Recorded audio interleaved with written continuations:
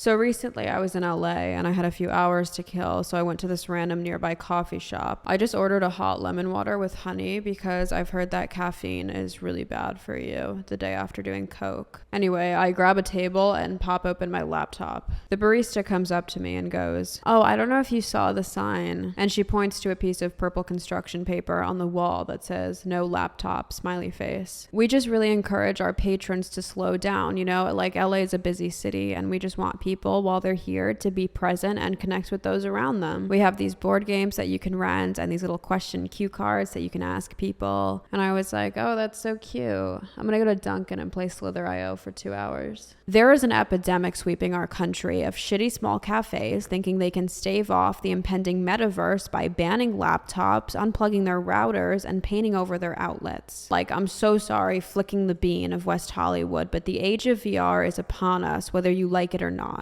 I put on an Oculus headset this morning and had my dick sucked, and I don't even have a dick. There's no going back in the culture. I've seen so many culture critics bitch that, oh, the coffee house is being ruined. It was supposed to be a place where people get together and exchange intellectual ideas, not camp out behind their laptops. Yes, but that was when people would talk about like poetry and plays. Now everybody just talks about puberty blockers. People nowadays just want to parrot what their favorite pundit says. I can either sit behind my screen and absorb my own algorithm, or I can sit and talk to a stranger for an hour and absorb theirs. I just fucking love Starbucks for never doing this kind of shit. They're tasteful and tasty. Oh, how could you support Starbucks? They're anti-LGBT. Yeah, so is my mom. But I'm still gonna come home and eat her truffle mac and cheese, even though she has to look away when Mitch and Cam kiss on Modern Family. Once I posted on TikTok saying that my grandma's pretty homophobic, and I got rolled in the comments. Everyone was like, I hope you check her on that, Farha. I hope you're not a fucking bystander little bitch, Farha. I am a bystander little bitch and proud. Oh, it's your job to educate her. What are you talking about? She's 84. Like, I can't even teach her to not give out her social security number and mother's maiden name on the phone, let alone about Dylan Mulvaney. Plus, I'm still trying to get the concept of interracial marriage through her head. I'm not going to jump the gun and teach her about bottoms. Also, who gives a f***? She's been on bed rest watching Sean Hannity for the past 10 years, and she'll watch him for another 5 until she dies. Death is a beautiful thing. The circle of life is nature's cancel culture. Anyway, I just can't do no tech spaces. I'm ridiculously reliant on electronics. I can't even fap without using this overpriced clit vacuum thing, and I put it on such a high setting that I have to unplug my Keurig, otherwise the lights will go out in my apartment. My sexual organs are basically a cyborg at this point. I just feel like we've already unanimously decided as a culture that we want to live online. Like, we still opt for Zoom meetings over in person, even though I'm pretty sure the pandemic's over. Or should I say, the plandemic.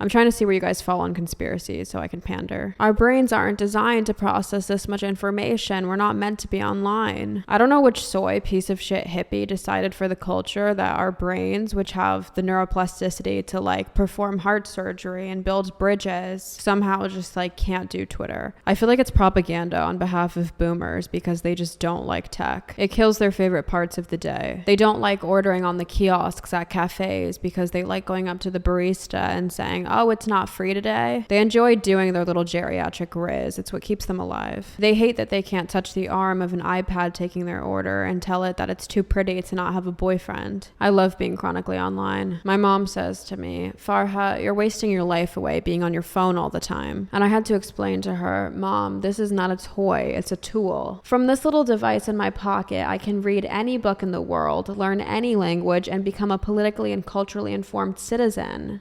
I'm not doing any of that. I'm watching step-sibling porn, but I could. Phones are causing anxiety and depression. Yeah, okay, boomer.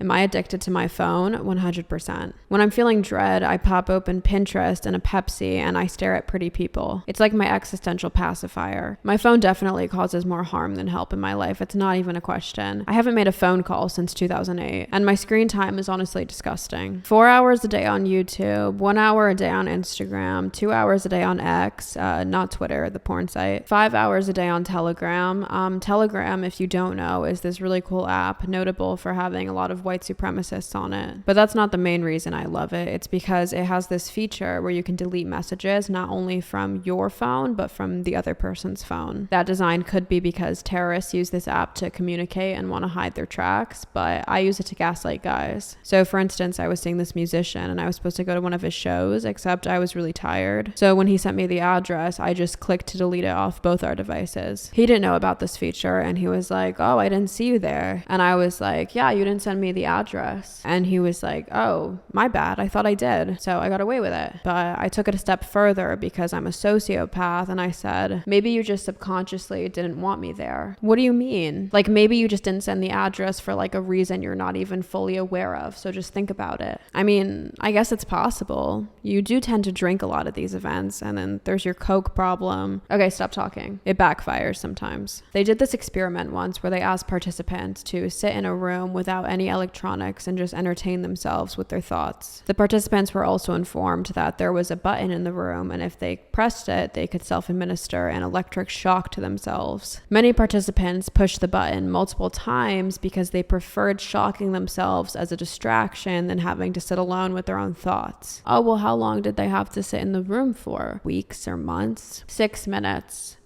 6 minutes. People would rather shock themselves like dogs than have to sit alone with their own thoughts. I don't know what's wrong with us, but I don't think flicking the bean of WeHo is going to crack the case. So yeah, thank you for watching, and you can find me on all platforms until I die.